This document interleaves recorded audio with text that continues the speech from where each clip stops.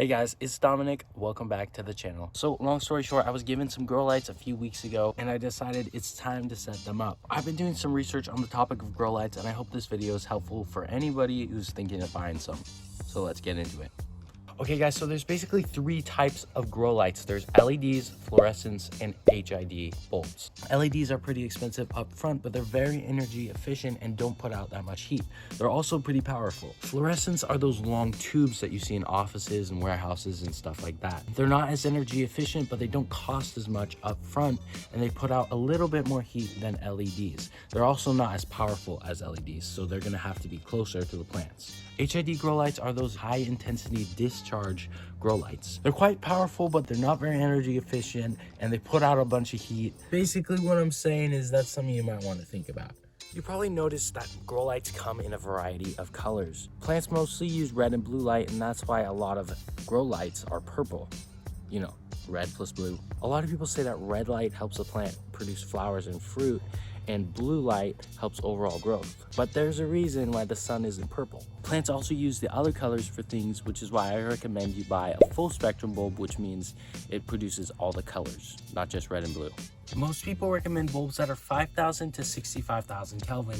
And of course, that's what I'm gonna recommend to you as well. Basically, the K or the Kelvin is the temperature of the bulb, and 5,000 to 65,000 K or Kelvin mimics sunlight. Okay guys, it's time to talk about watts. And what watts are is they're a measurement of how much the light consumes in energy. This doesn't mean that your light's going to be more powerful if it has a higher wattage number. It just means that your light will cost more to run. So, pretty simple. Elementary, Watson. So there's a few more terms that I need to discuss. First of all is lumens, and you've probably heard of lumens. It's basically the brightness of the light, how much light you and me as humans can see. I was originally going to use lumens as an indicator for grow lights, but as they say, lumens are for humans, not plants. We use lumens, but plants use something called photosynthetic active radiation, or PAR for short, and it's better to use PAR than lumens when looking at grow lights. PAR wavelengths are going to be between 400 nanometers and 700 nanometers. Basically, the idea is that the PAR wavelengths are the wavelengths that plants use to photosynthesize. So we have PAR, and that's just a set of wavelengths, 400 nanometers to 700 nanometers.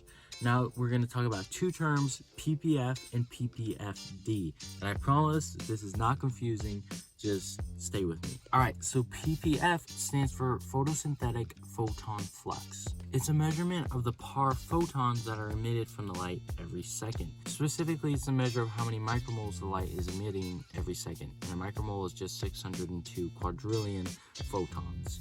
Ppfd stands for photosynthetic photon flux density, and it's the exact same as Ppf except area is involved. It's how many photons hit a specific square area in 1 second, or specifically how many micromoles hits a 1 meter by 1 meter square every second. It would be awesome if I could just give you a Ppf number and a Ppfd number that would work for all plants, but really it depends what plants you're growing, it depends how much space you have, it depends how high the light is from the plant canopy. But hopefully now you know what these terms mean, and so when you're looking for grow lights, you'll be able to say, oh, these are the types of plants I have, this is a Ppf I need, this is a Ppfd I need for this certain height. And also, if you need some more information on this, I'll have a video somewhere up here. This was just a video that I thought was helpful. If you guys go out and buy some grow lights, I hope you know what some of these terms mean. I know I learned a lot making this video, so I hope you learned a lot